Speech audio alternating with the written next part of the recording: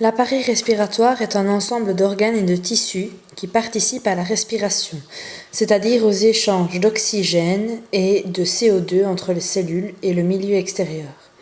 Le but de la respiration est donc de produire de l'énergie et on utilise également les nutriments, comme nous l'avons appris dans la digestion, pour aussi produire cette énergie. La composition de notre appareil respiratoire, nous allons y retrouver principalement les narines et les fosses nasales. Le pharynx, c'est l'endroit de la gorge où passent à la fois les aliments avalés et l'air inspiré. Puis on va avoir le larynx, situé au fond de la gorge. C'est l'intermédiaire entre le pharynx et la trachée. La trachée et pour terminer les poumons où nous allons retrouver à l'intérieur les bronches, les bronchioles et les alvéoles pulmonaires. Vous avez ici le schéma de l'appareil respiratoire sur lequel donc on vous demande de légender celui-ci à l'aide des mots qui sont placés en dessous dans la consigne. Alors on va ensemble essayer d'y réfléchir et le compléter. Donc au départ, on va commencer par les flèches qui se trouvent à gauche. On va avoir en première flèche le nez. Ensuite, la bouche, qui sont les deux endroits par lesquels l'air va pouvoir entrer ou sortir. Ensuite, toujours à gauche, nous allons avoir la trachée, le conduit par lequel l'air va pouvoir passer. Ensuite, nous allons retrouver les bronches, les petits éléments que nous avons ici, et nous en avons une pour chaque poumon.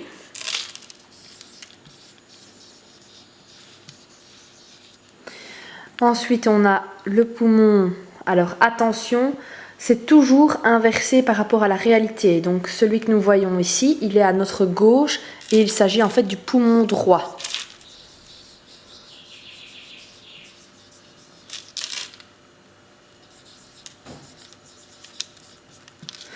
Ensuite, on a ce qu'on appelle le diaphragme, l'élément ici en dessous.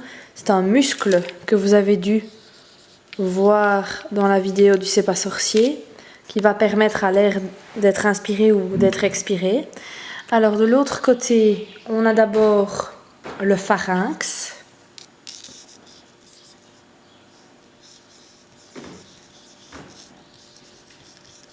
Ensuite, nous allons avoir le larynx.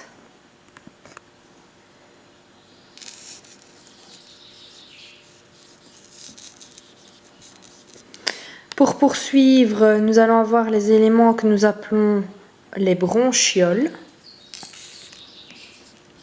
Là où il y a les deux flèches qui se rassemblent. Donc on en a une multitude à l'intérieur du poumon. On vous montre ensuite le poumon, cette fois-ci, qui est à droite par rapport à vous. Donc c'est le poumon, attention, de gauche.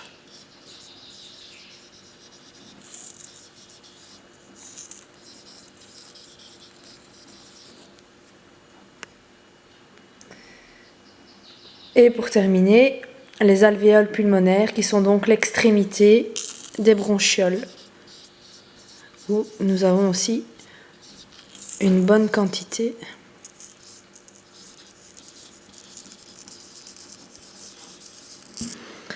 Petite vue d'ensemble, donc le nez, la bouche, la trachée, les bronches, le poumon droit, le diaphragme. Madame est distraite.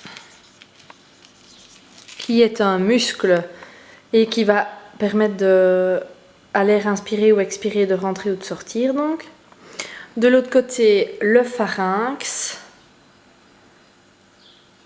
puis le larynx, les bronchioles, on peut même mettre un S puisque nous en avons plusieurs, et pour terminer, le poumon de gauche et les alvéoles pulmonaires.